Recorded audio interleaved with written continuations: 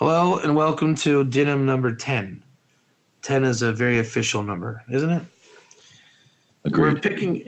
We're picking up where we left off last week in the Brisker Dinim series. We left off, if you are just tuning in and you don't know what that means, where I left off, then you have homework to do. You got to go and learn Dinim number 9, and then you'll be ready for Dinim number 10. James Rogers, did you like the answer I gave you about the human consumption? The nefesh never leaves. Yeah.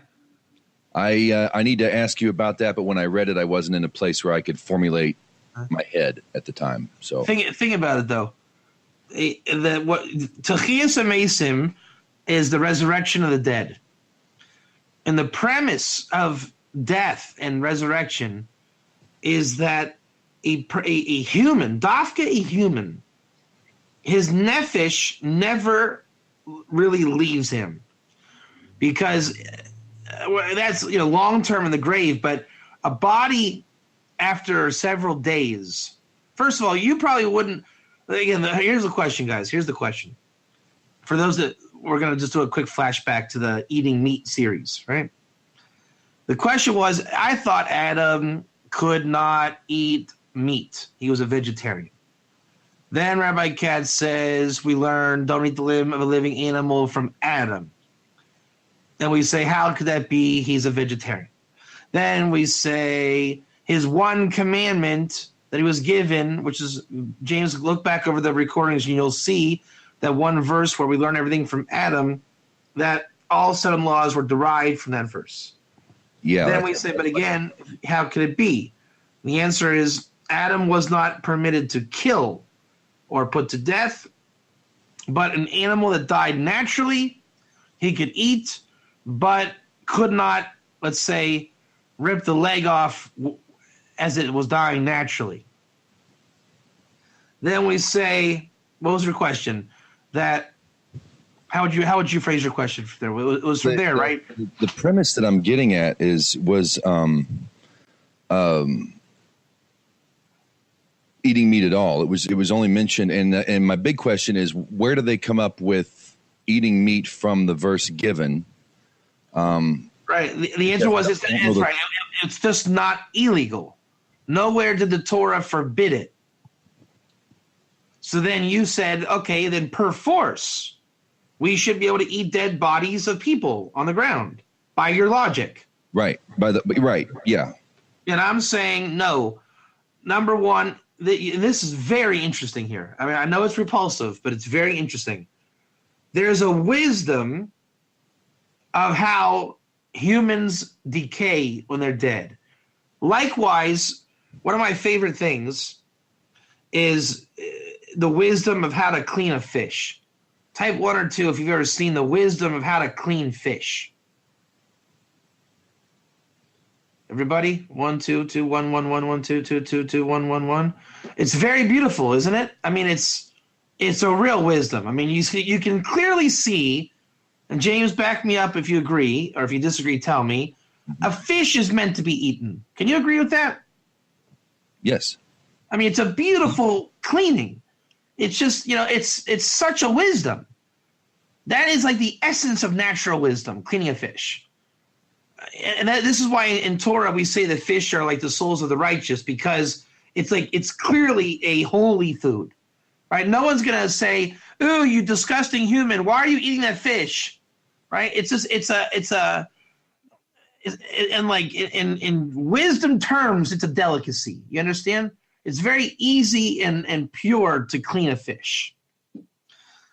So a human decays with wisdom. Now remember what the human, what is going on with a human when he's decaying? His soul is returning to God. Please type 1 about that. You got to know that. His soul is returning to God. And what happens is a human decays through stages. You know how like a rocket ship goes up and there's like the phase and the things fall off and then it goes, and right? A rocket ship has apparatuses that trigger and fall. Type 1. There's stages of a rocket. The human body goes through identifiable and consistent stages. It's not just like, okay, today this body did that, and then it did this. There are stages of death. And the Chiddush is those stages, and this is profound. This is utterly profound. It is your nefesh breaking out of the body and returning to earth. Type 1 if you think that's interesting. It should be very interesting to you. It really shows spirituality in physicality. It really makes death into a beautiful thing rather than just like repulsive beyond belief. It's a beautiful story because the stages of death, and I've researched this, the nefesh literally escapes the body. It's like it wants out. It has to get out of the body. And it goes back into the earth, and that's the death experience spoken of in Torah and Kabbalah. Because it's your nefesh that you live with in this world. And it's your nefesh that ultimately goes back to God, and the higher levels of soul are not contained in the body the same way. So now, James Rogers, let's look at your question from those terms, right? When the body is returning to God, is there really any reason a Meshuggah person would suggest such a thing?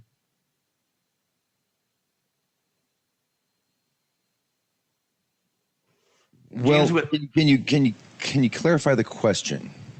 I don't want to say it repulsive, but I'll say it repulsive. Would anybody want to eat a decomposing body? No. Okay. So therefore the question doesn't exist. But if you wanted to entertain the question at the terms of forbidden, not for permitted, forbidden state, because it doesn't say anywhere in the Torah literally, right? The answer is the dam nefesh, the nefesh of man. By the time there's anything that wouldn't even kill a person, the dam nefesh is in the body. By definition. Because that's the experience of the nefesh going back to God. A cow has dam nefesh. Now here we're going to get less gross. The cow has dam nefesh too. The difference is human beings are holy, cows are not holy. The quality of nefesh of a man is radically different, existentially different than a cow. The cow, it is illegal to eat dam nefesh while it's alive. We say in the Talmud, you'll like this, James. What is the difference between a man and a cow? A man has mazel, a cow doesn't have mazel. This is really a mamash a great answer for you. When a man is walking in the woods and he trips and falls, you know what happens to that guy, James? He twists his ankle and he says, ow! And then he goes home and he yells and he gets on crutches, and a week later he's fine. When a cow falls into a hole, you know what he says? He doesn't say ow, he says moo. And then he dies because he has no mazel. There's no angelic protection over the cow. They have a much easier rate of dying. The man isn't going to die so easy. He has mazel. He has heaven watching after him. The cow's going to go moo for about an hour. In that hour, he's agonizing. Moo. That's his soul leaving the blood. The vapor going through his nostrils. An hour later, that cow is pronounced dead. There is zero dam nefesh in that cow. Zero. He is now fit for consumption. A human would have dam nefesh literally until the end of time and resurrection of the dead. It is never permitted. If you want to get on a really kind of grotesque halachic way of viewing it. While the cow is mooing, the nefesh is still there. Does that answer the question? I think it should. That particular one, yeah. I'll have a whole lot more. I'm sure. I'm having a really hard time with this for some reason. I don't know. Maybe it's because for 15 years, I've been into this. It's always been Adam was a vegetarian, only permitted to eat. Well, this is the thing. Rabbi David Katz fights the party line, and he gets blamed for it because the party line is taken from those that never learned the Talmud correctly, right? And people in Torah have a problem with it too, because they don't understand Lefi Pshuto. Remember, Lefi Pshuto is rabbinic reality. Adam, from rabbinic reality, is an akum.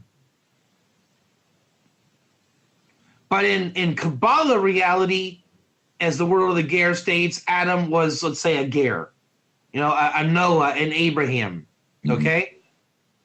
So the reality of Adam is he's not eating that dead cow. The rabbinic Adam, he is a goy and an akum. On a lesser level than Noah. Noah was on a bigger level, Abraham a bigger level until Sinai. That is rabbinic reality called the Lefi Pshuto. It's not reality based. You understand what I'm saying? Yes. And I would even go as far as to say, well, there are those that say Noah was a lowlife, and there are those that say Noah was great. How's the best way to answer it? I just not realized this now. In reality, in Kabbalah reality, Noah was like Moses. Great guy, tzaddik. Why was Noah then seen as a low life? Lefi Pshuto, Noah was low. Why? Because he was under Sinai. Rabbinic reality is not reality. It's Lefi Pshuto is something else. It has a different function. You see what I'm saying? It's a different way of viewing the Torah. And it doesn't take reality into consideration. Remember, and James, remember my famous story in the Talmud, okay? There's I bought a cow off of you, okay? Mm-hmm. And at 3:00, we did the transaction, and I went into the meadow to collect my cow. Lo and behold, the cow had a calf. And I went to you and said, James, I'm taking my calf. You said, Ma pitom, give me back my cow, my calf. I said, get lost, buddy, it's mine. By the time of the sale, James Rogers, it was mine. What is the reason for rabbinic reality? That's a great question, Jacques. Hold on. Pay attention to the story. You, James Rogers, say, no. That thing gave birth before you paid for it. I say, James, you're crazy. So we go to Fort Baston. I say, everybody, the cow is mine because I got there and it was just freshly born. James Rogers says, nah, I'll tell you why Katz is wrong. That cow, I measured the dilation of the mother, and it was at 10 centimeters. At a certain time before Katz came. If Katz is right, he is defying science and nature. I'm telling you, it is impossible that animal was born when Katz said it was born, based on the scientific facts. I am called Bari Tov. It's a kind of a halakhic code for I'm strong and confident and sure. James is sure also, called Bari Grua. He's a different kind of sure. The Bastin says, all right, guys, make an oath that you're not lying and split it. Sell the cow and the calf and split the value. We cannot figure out who's right. Do you see how rabbinic reality plays into account here? Rabbinic reality addresses and adopts other circumstances that others don't. So I saw with my eyeballs, and James saw by numbers and dollars and cents, so to speak. And that thinking is so strong, it's almost as good as my claim. So rabbinic reality takes that into effect. Here's another one, Jacques, rabbinic reality. When you shecht an animal, it's killed and kosher, even if the soul is still in the animal. You understand that? I shecht an animal, it is halakhically kosher, even though the soul is still in the animal. Because rabbinic reality said anytime you shecht an animal, it's kosher. So then the rabbis say, but since it literally, in reality, might not be kosher, we'll tell you the rabbinic structure of how to guarantee that it's kosher. So that way you're not eating the limb of a living animal, even though by the Torah you're allowed to, because it transforms when you shecht it.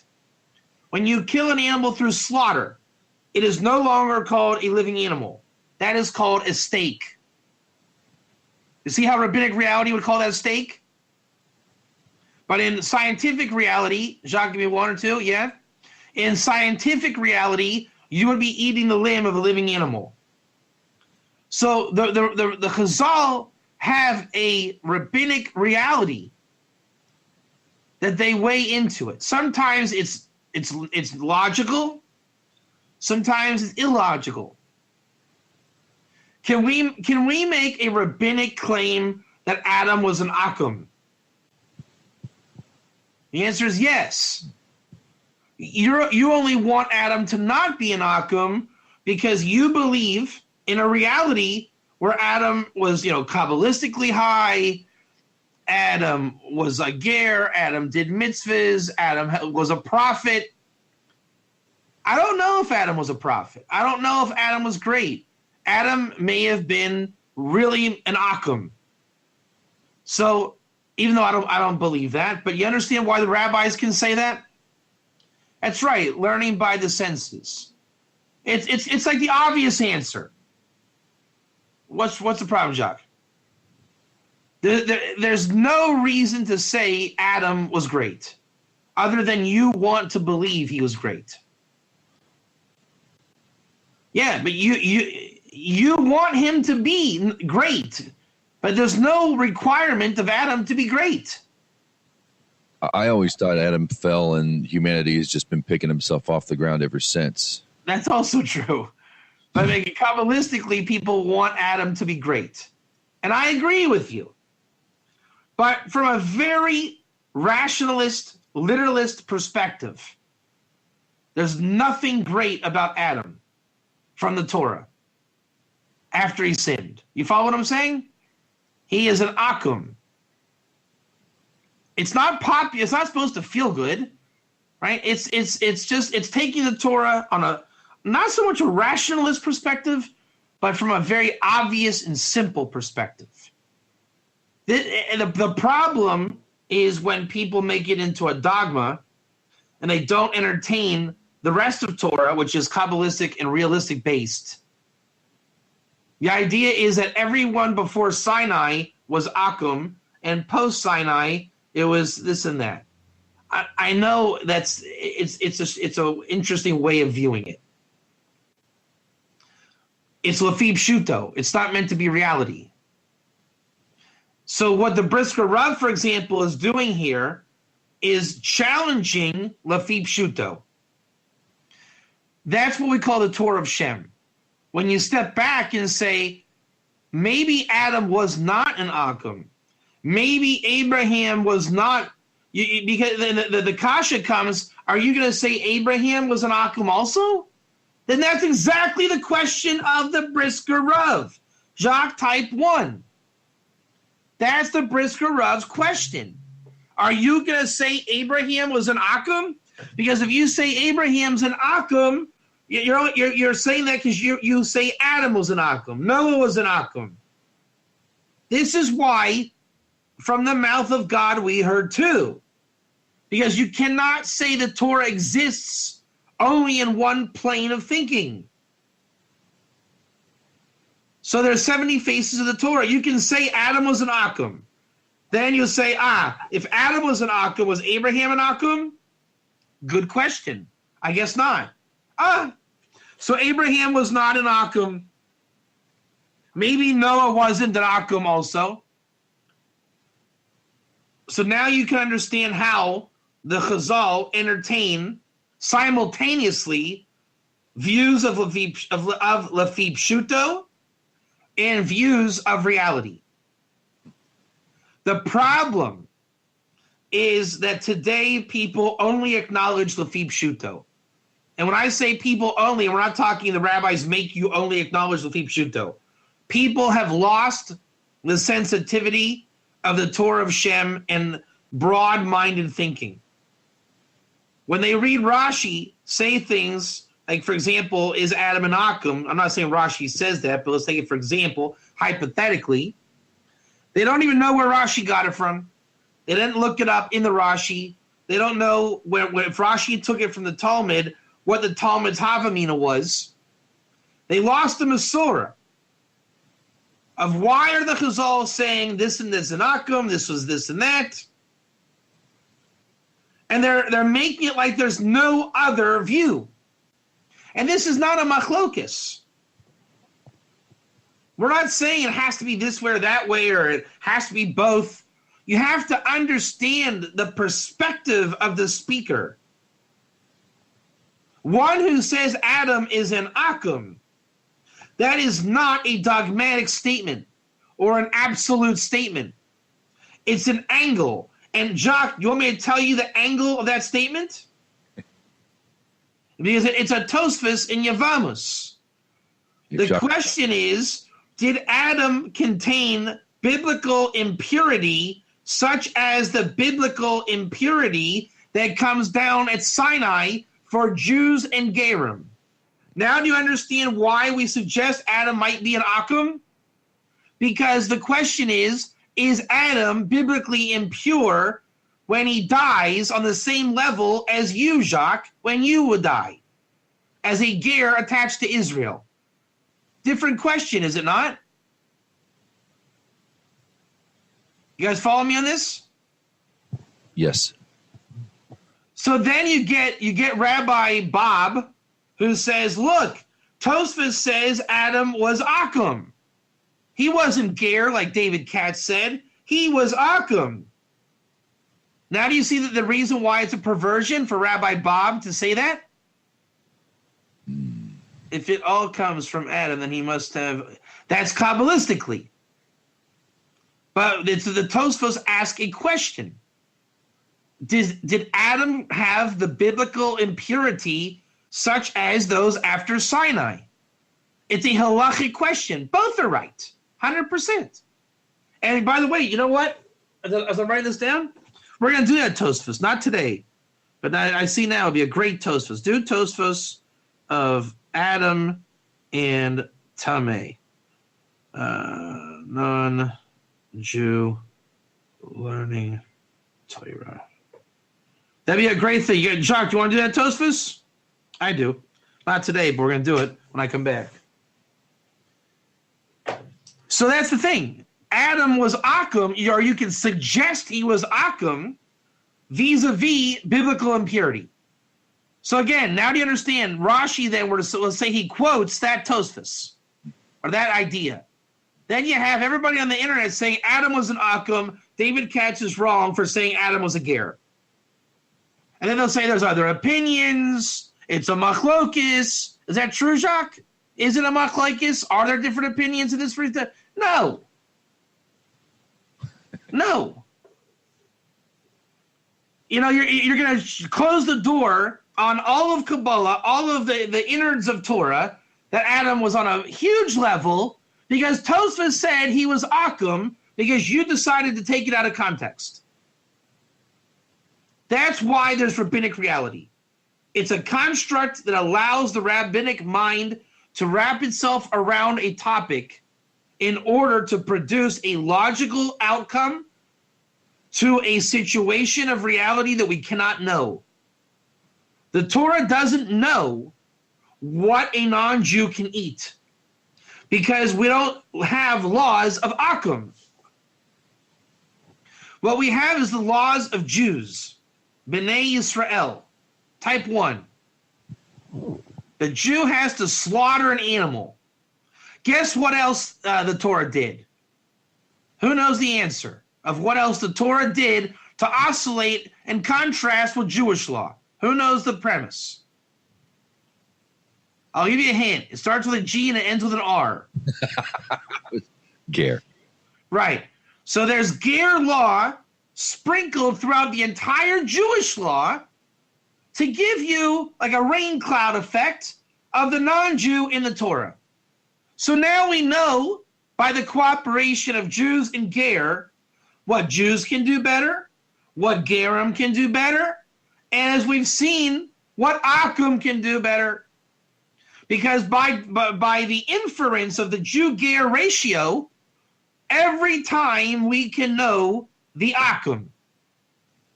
So since we know how Jews feel about eating dead humans and how Gerim feel about eating dead humans, we can derive Dinim for 7 laws based on the Jew-Ger law. There's one law, one Torah, one law for you, correct? And it says Ger there, if I'm not mistaken. And the Akum is not mentioned there, if I'm not mistaken. And therefore, we don't know the reality of the Akum. But we can figure it out from logic and introspection. Based on Lafi Pshuto. You guys with me or not with me? Jacques, where are you holding me here? All right. What's the 0.5? Vocalize. Maria and I vocalize. You want the ultimate answer of Lafi Pshuto, am I correct?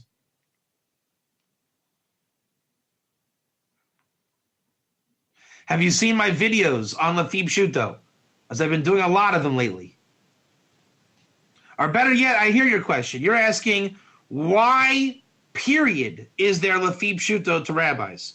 Why do they have the ability to give answers that are not accurate and correct? Is that what you're asking? You should be, because that's what I'm asking. Well, that's the question. I had the answer a couple weeks ago. I thought of it. I meditate on this a lot. Let me just think about it for a second.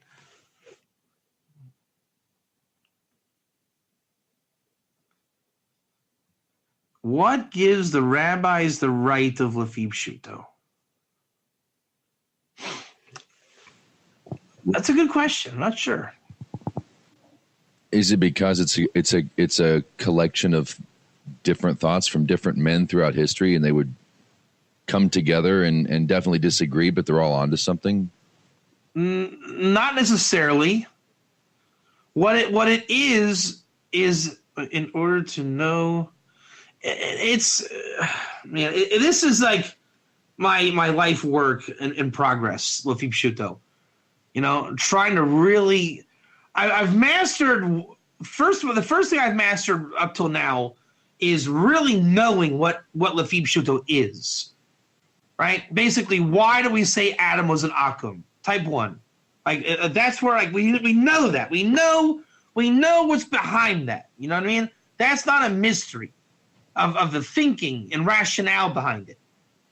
But we want to know, why are you allowed to think that?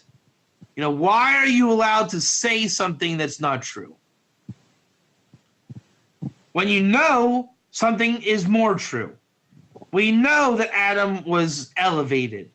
He's not an Akum. But yet, we can understand why they say he was Akum.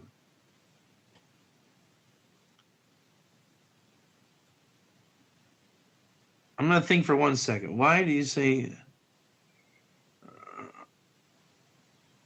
Are you asking me, or is that a rhetorical question? Yeah. Well, Yisro was not a convert. The Lafi Pshuto says Jethro was a convert. That's the thing. Lafi Pshuto says he was a convert. And Lafi Pshuto is the obvious answer. Obviously, Lahid Gayer in Hebrew means to convert. Jacques, it is the source of confusion. Capital THE. And you know what? It's the only confusion. The only confusion. This is what everybody's confused about. Everybody. And it's such a shock when people learn what Lefip Shuto is. And it's clear, it's written clear. It's not even something like you need a translation, an art scroll. Lefip Shuto is a science. And again, how many people on planet Earth are on to Lefip Shuto? One, Rabbi David Katz. Why? God only knows. That's true. It definitely creates a question, makes you dig. But then we can say we don't want to dig by a false premise in the question. Let me just think for a second here. I want to see if I can answer this. I mean, I've played around with it enough. I'm just trying to jog my memory. Yeah, it's legitimate to the rabbinic system. It's the essence of the rabbinic system. It is the essence of the rabbinic system. The question really becomes, is the rabbinic system legitimate? That's your question. That is your question. You know what? That's the answer, Jacques. That is the answer. God allows it. That's your answer. That is your answer. How do you feel about that? That's the bottom line of why you're confused, because why does God allow it? What is God going to do? Throw lightning bolts and strike them dead? So how do you stop it? How do you stop it?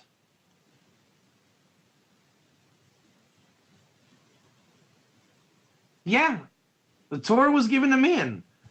And you have to say Adam was an Akum to derive certain truths. Is that not correct? So what you're asking, Jacques, is a different question. Why does God let moron man believe Adam was an Akum out of the context of biblical impurity, type 1? And I'm saying, tune in to Soul Mazel with Rabbi Katz, because that's Rabbi Katz's fight.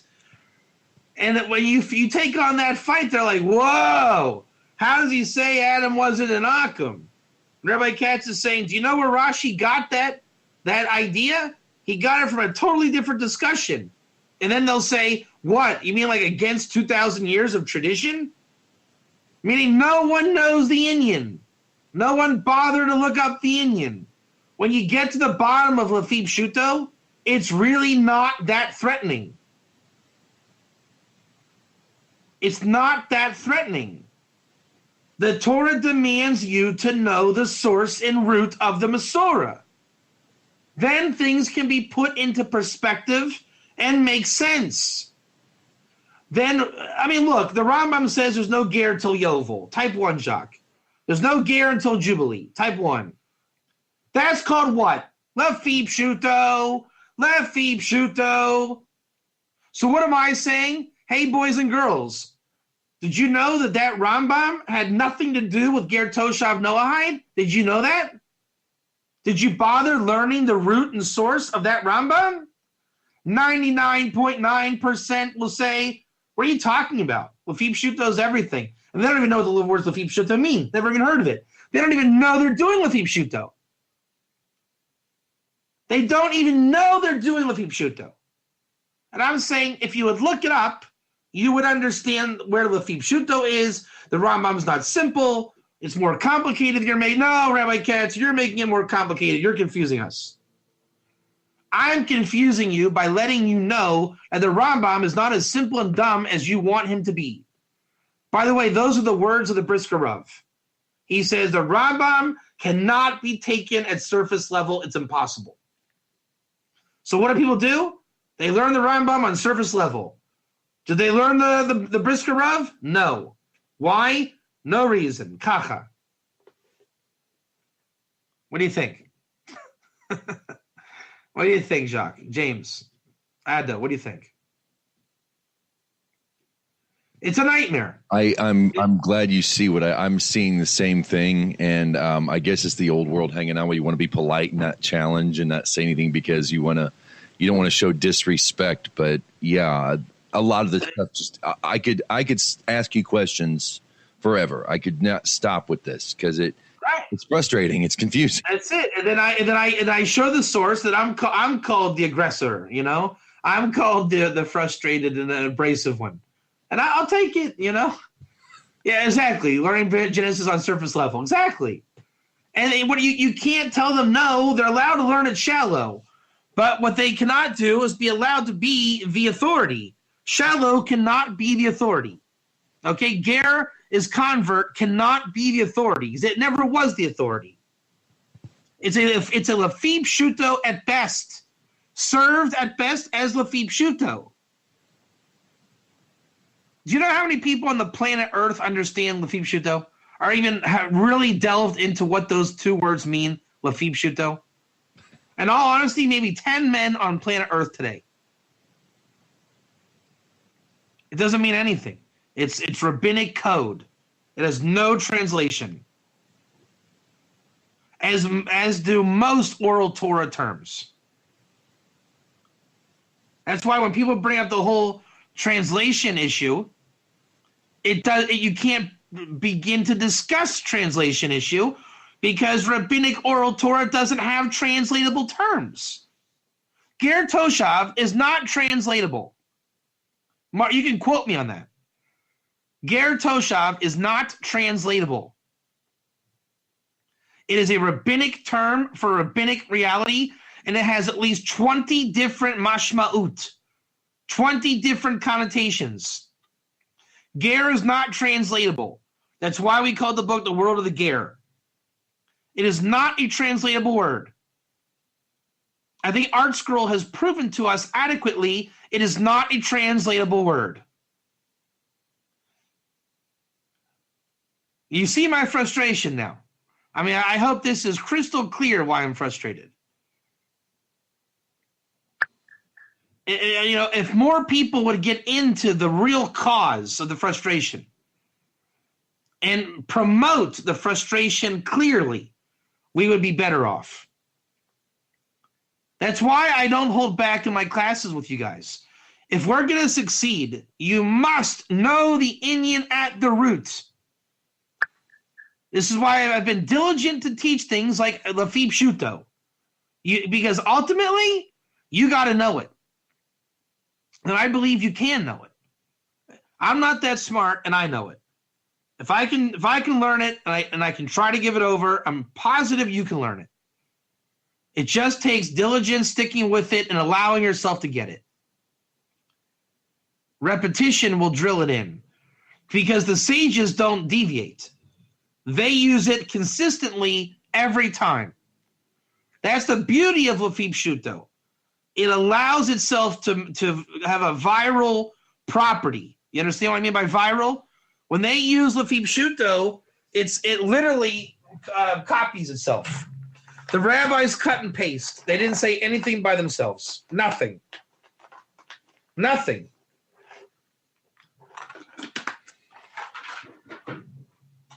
Rashi never said anything.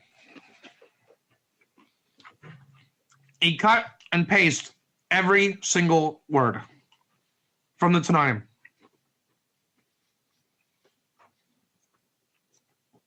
Therefore, you have no right to get emotional over Rashi. They're not his words, not his opinions. He brought you the words of the Dinim. The Tanaim received that tradition from their rabbis. Therefore, an emotional response is not even possible. That's like being in a chat room with a robot and being insulted by how you are greeted by the robot. It's impossible. What you can then do is look at Rashi analytically and question where he got it from. How many of you guys saw my class at the wall where the Hasidic guy came in and I told him about that Rashi that he should look up? Which, by the way, he came back the next week and I talked to him. Rashi says, I don't know what this word means. Remember that?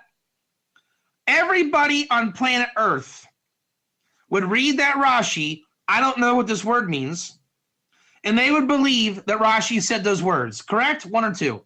I don't know what this word means. Is it not fantastic that Rashi literally copied and pasted those words from a 2,000-year-old document called the Sifri? The Tanaim of the Sifri, like Rebbe Akiva Tanaim wrote, I don't know what this word means. And then Rashi copied and pasted it. Is that not incredible? Beyond belief. Because everybody on earth, that Parsha, got that wrong.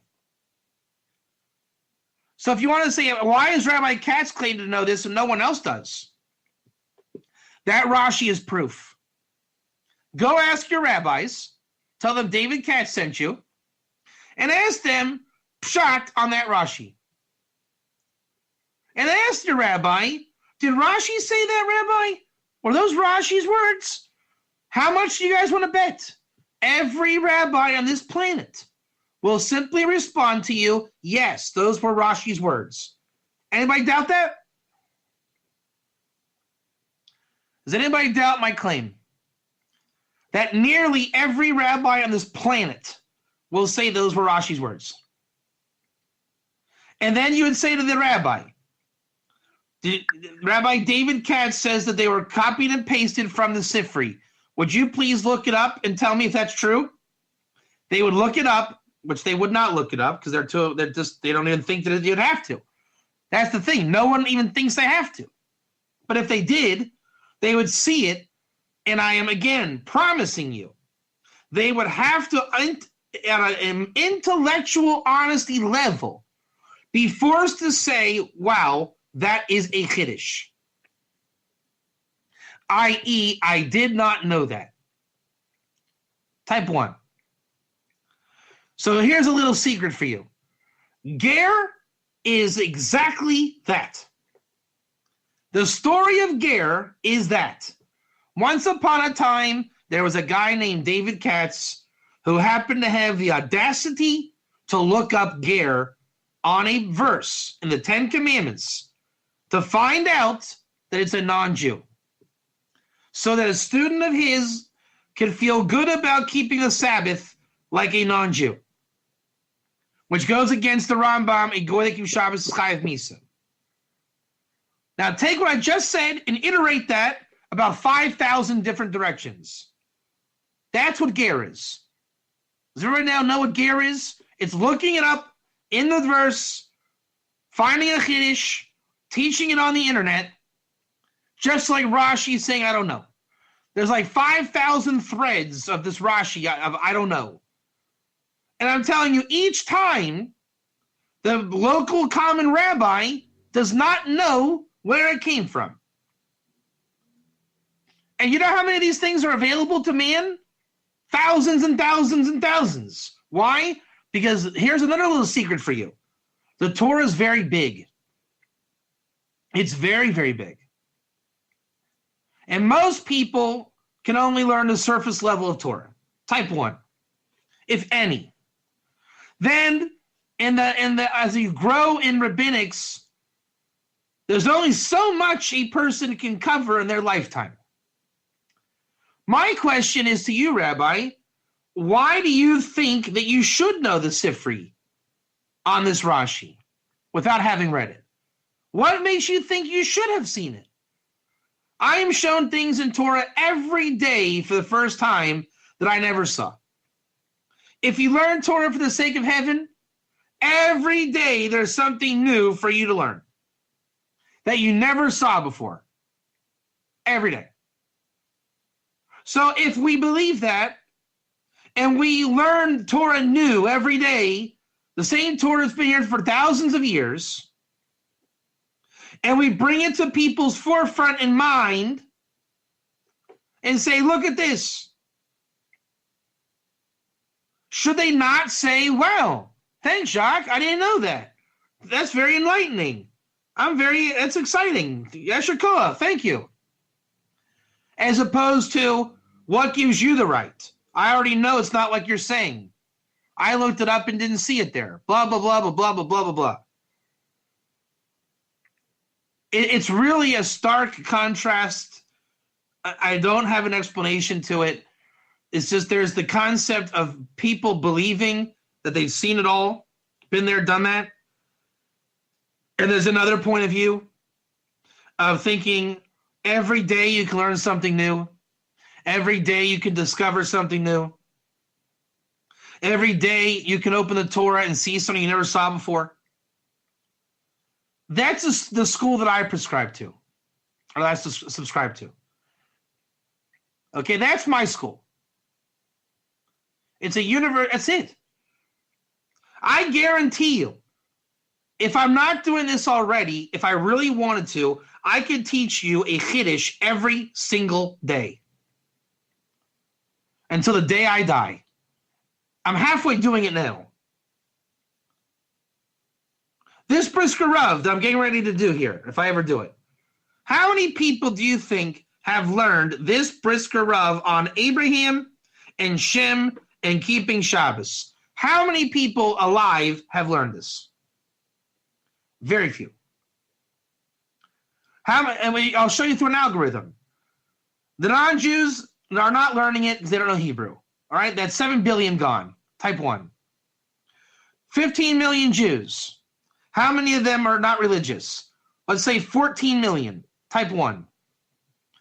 Of the 1 million left, how many of them are yeshivish? Let's say there's 200,000. Now you're down to 200,000 people. Of the 200,000, how many of them are litvish, meaning they're learning Talmudic insights? The number now is radically small.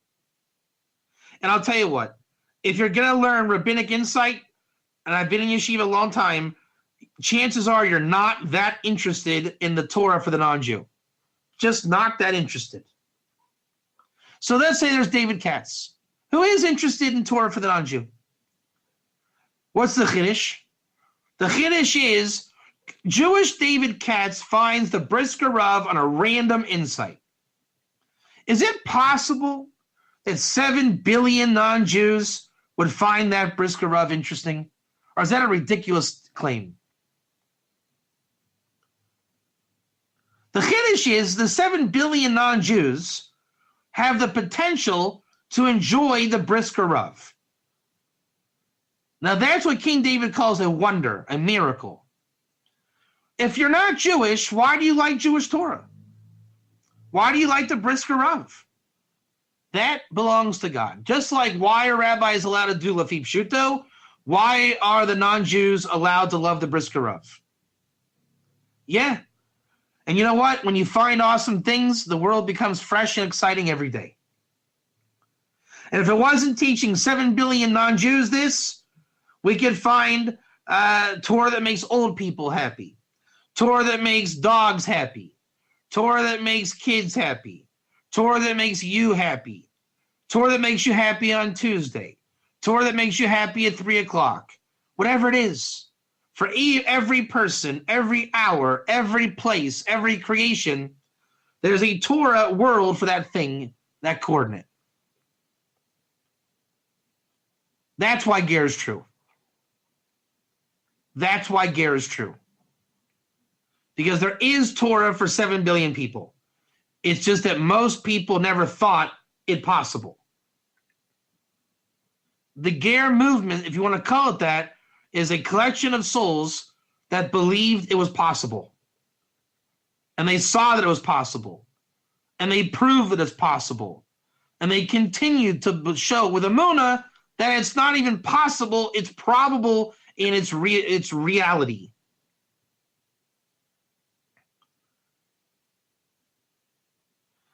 Everybody can be living a fantastic Torah reality if they apply the same wisdom. The convert should be happy of the convert Torah because they haven't even cracked the surface of where they can even go. Everything has Torah. Okay, now let's do the Brisker Rav. V'hinei harambam, v'hilchos malachim. Okay, I'm going to try to do this in my Hebrew. In Rambam, Kings, chapter 10, halacha 9, a goy that keeps Shabbos, you put him to death. Type 1. Even if he does it the Shabbos on Monday for himself, he's chayav misa. Chayav misa means put to death. Type 1. Okay.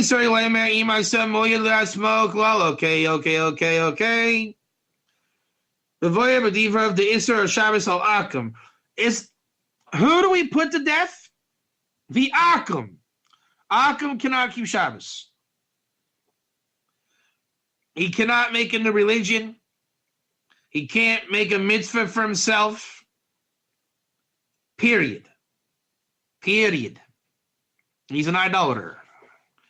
Shem Yisrael. But what about Abraham, Isaac, and Jacob? Are they Ava? Are they Akum? Are they Akum? Are they Akum? The question is, by the Avos, did they already take on the name Israel? With the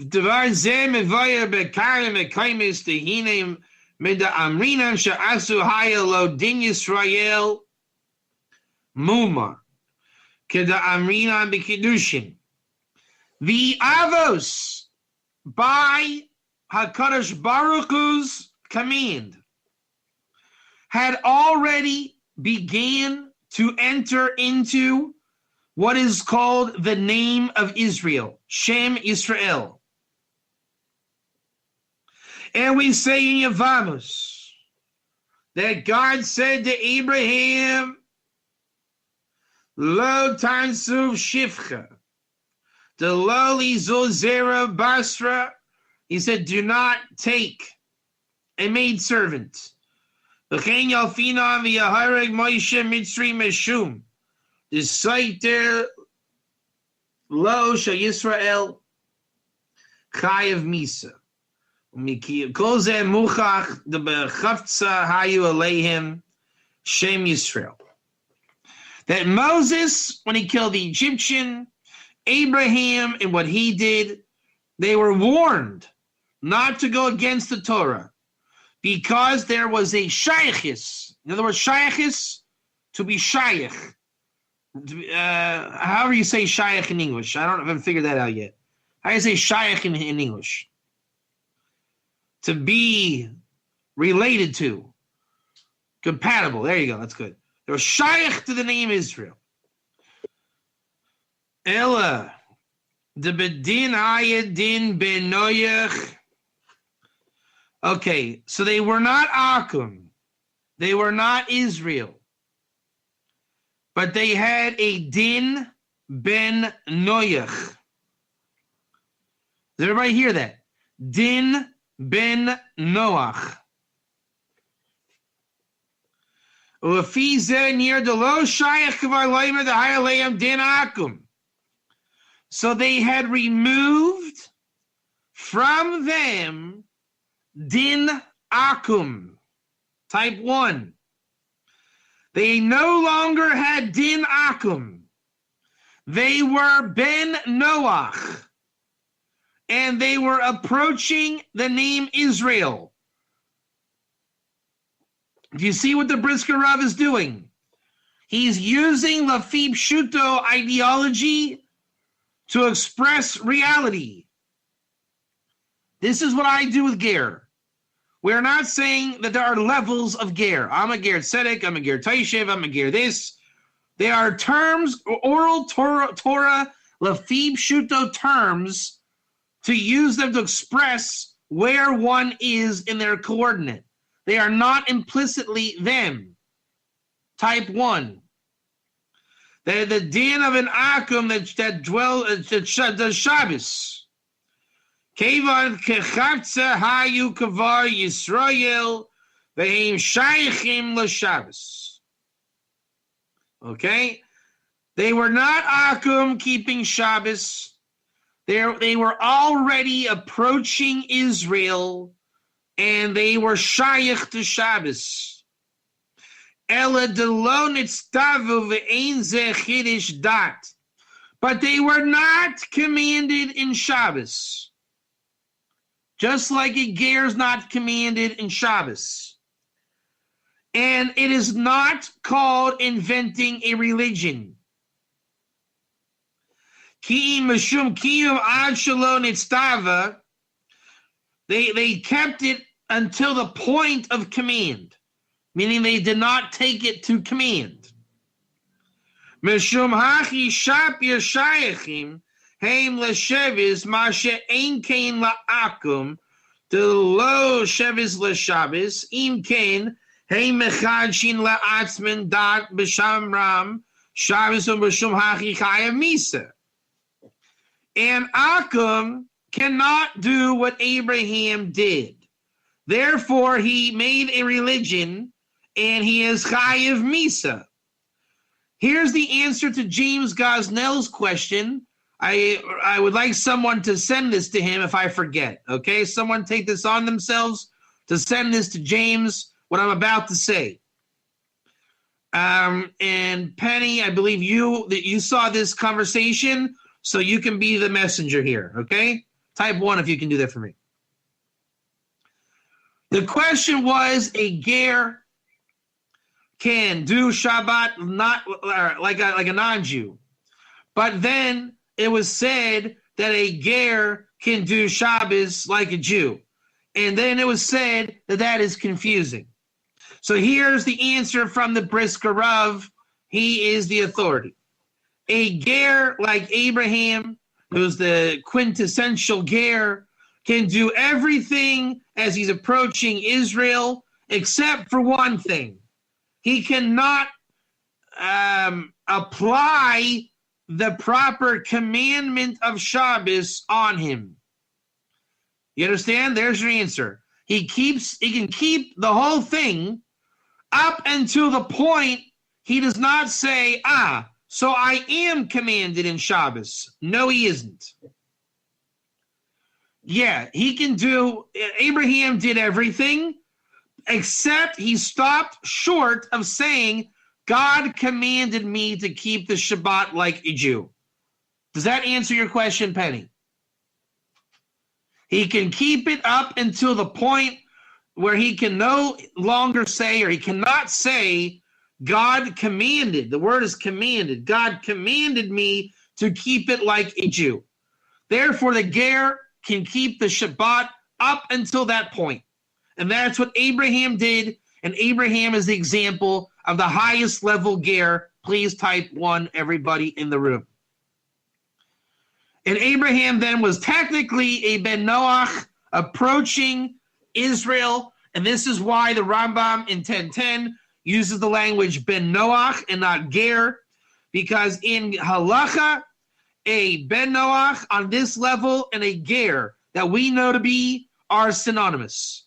Now, there are Ben Noach that are goyim, there are ger that are converts. There are ger that are not converts, that are Ben Noach that are like ger toshav. That's why it is not a dogma. You have to understand the source at hand to know the vernacular and the vocabulary. It is ultra confusing. The most confusing probably in Torah. Then you can say, well, how do we know Rabbi Katz is a qualified scholar to lead us through the different terminologies? Because Rabbi Katz was blessed to have the book of the Brisker Rav in his home. And thank God for the Brisker Rav, he made it very clear.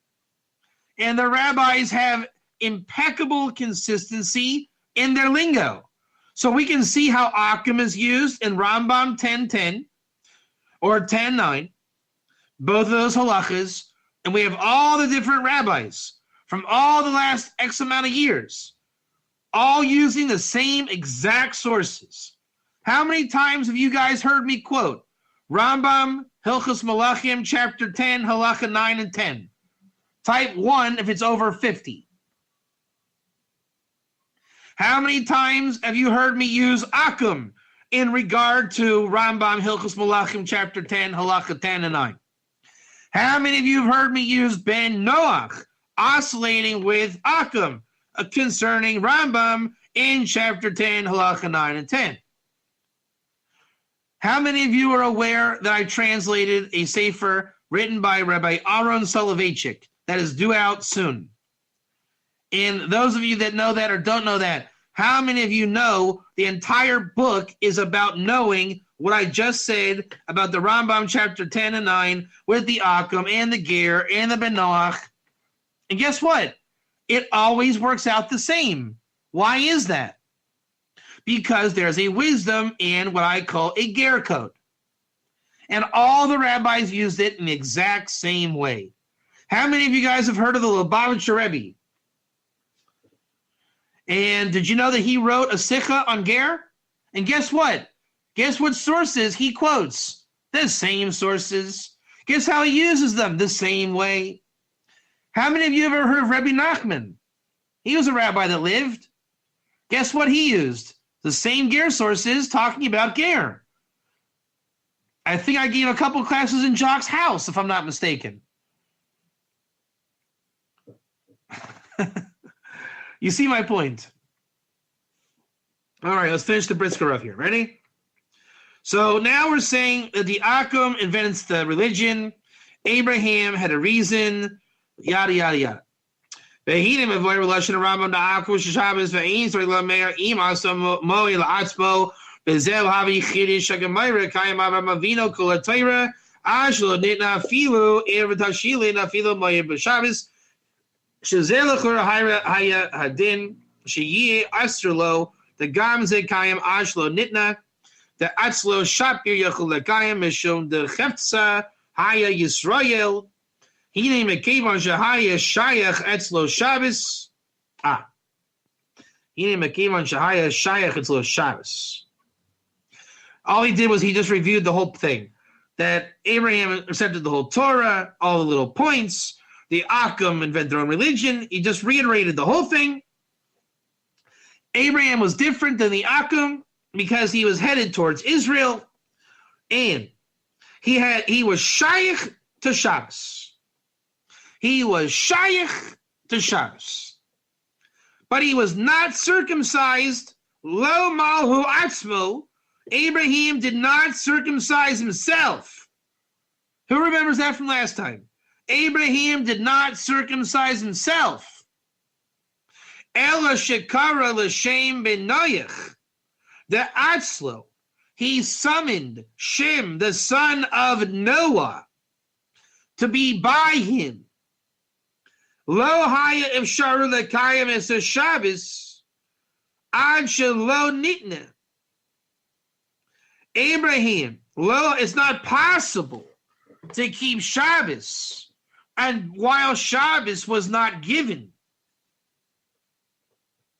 So therefore, how does Abraham keep Shabbos? Mekevon shehaya ben Noach velo bechefza Yisrael.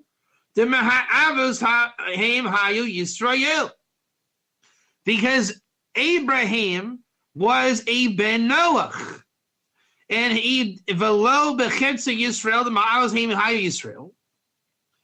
Velo bechetza Yisrael. 1 second. Velo bechetza Yisrael the ma'avos heim hayu Yisrael. Hold on. Shekra Shem Renoich had slow low high of Shabbos the climates of Shabbos. Back up a second. There's another chiddush here. Okay, now we got it. Abraham was trying to keep Shabbos. Type 1. Abraham didn't circumcise himself. Remember our previous question? That the circumcision was close to Shabbos? Do you remember that? Circumcision was close to Shabbos, and he called Shem. And Shem did not keep Shabbos. Shem could not keep Shabbos before it was given, because he was a Ben Noach. and not in the interest of Israel as the Avos were Israel. Does anybody know why Shem was a Ben Noach as opposed to leaning towards Israel like the Avos? Therefore, the Avos had a reason of wanting Shabbos, but not Shem. Very good, Jacques. Very good, Jacques. Ladies and gentlemen, you cannot be more of a Ben Noach than a Ben Noach. Type 1, Jacques. Very good. Very good, Jacques. So what we see here is the Brisker Rav is saying, James Rogers, have you ever heard of the 7 laws of Noah? Have you ever heard of the 7 laws of Noah? Have you ever heard of a status called a Ben Noach? How many of you have heard of the status called Ben Noach? You want to know what the Chiddush is? The 7 laws of Noah were really given to Noah and his children. It was a halachic status. Therefore, Shem, the son of Noah, circumcised Abraham, and Abraham kept Shabbos, and therefore he did not circumcise himself. If you don't find that beautiful, then I don't have any hope for you people. What do you think of that? Is that not amazing? That is so not Lafib shoot, though it hurts. What do you think, Jacques? It is picture clear, perfect. It is beautiful. Abraham's is in a Ben Noach already inclined towards Israel. Shem cannot incline towards Israel because he's a Ben Noach. Abraham summoned Shem to do the circumcision that Abraham can't do because Abraham wants Shabbos, but not like an Akum, because Abraham's not an Akum, but he's not commanded in Shabbos because he's a Ben Noach, and yet a different Ben Noach than Shem because Abraham's inclined towards Israel and Shem cannot be inclined towards Israel. Abraham learned from Shem how to be Israel, and then you're going to say, there's James Rogers on cue, wasn't Shem great though that he would not be a regular Ben Noach prohibited from Shabbos? And here's the answer, James Rogers. James Rogers, was Shem a priest? Yes. Okay. Have you ever heard of the Holy Temple, James Rogers? I have. And the priests working in the High Temple? Yes, sir. Are they allowed to break Shabbos in the temple? Only for no, not.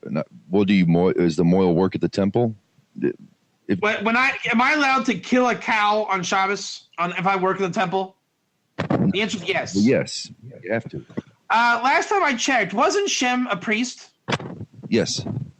So guess what? Was Shabbos shaykh to him or not shaykh to him? Not shaykh. Because we would think, Lafib Shuto, like Jacques, that Shem was a low-grade guy. What's the Torah of Shem answer? Torah of Shem, Jacques, semi-pun intended. What's the Torah of Shem? Shem was a priest. He was a priest. So the traditional Shabbos, Lafib Shuto, didn't apply to Shem. And what did Shem give to Abraham? As you said, Abraham learned from Shem the entire Torah and the priesthood. The story is divine and it works. It works on immaculate levels. What do you think? Love it. That was good stuff. Jacques, where you at? Penny, how you feeling? Does this answer some questions? Why? Who? Shem was a priest because the Torah says he's a priest. Shem was a priest, and this is what I was telling James Rogers, that the priesthood extended from Adam to Enoch to the guy whose name I can't pronounce, Methuselah, whatever his name is, Noah and Shem and Abraham, Isaac, Jacob. The priesthood is given to the lineage of Torah that extended from Gan Eden. That's the priesthood. Shem was the father of the Torah of Shem, and therefore Shabbos for him was priestly, pre-Sinai, pre-temple, and Abraham came at it from a different way. Shem got it from the priesthood from his father. Abraham came at it from working towards being Israel. The temple for Shem. Shem, this is a Kli Yakar, I think, and the end of one of the Parshiot in Bereshis. Before the temple was decreed on Israel because of the Mishkan and the golden calf, the temple was above and Atzilus, and everybody was a chariot for the higher worlds. By serving God in this world, you worked in the temple above, meaning Shem was the king of Salem. It was an elevation to the world above. High stuff. Very high stuff. Shem was doing things well beyond, it's like, for example, someone that would learn this not knowing who Shem was, they would call Shem a kitty cat when Shem was a lion. See the mashal? A cat and a lion are the same thing. The cat is Lafib Shuto, and the lion is the Torah of Shem Sod.